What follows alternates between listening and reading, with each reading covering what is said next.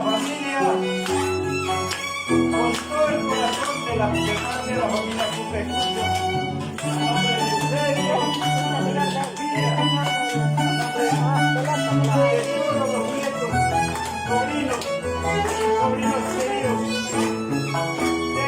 Angelis, Daisy, Morela, Carlos, todos los demás. Tuvo la dicha mi madre de tener nietos, bisnietos, todos te queremos, mamá.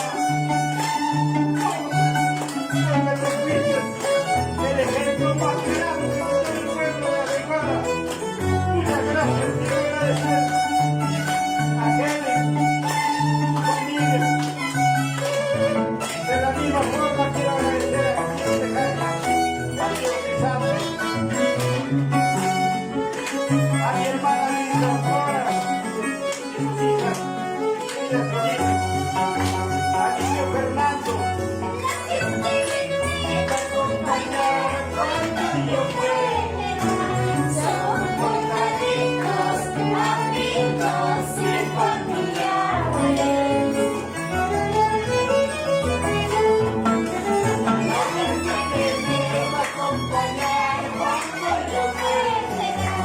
Son contaditos, amigos y familiares.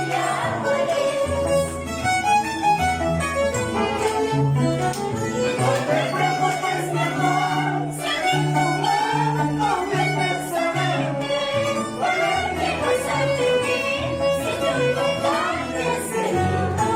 Solo horas de papel que llorar hipócritamente. Y es en tonos antes que me amas, que sinceramente.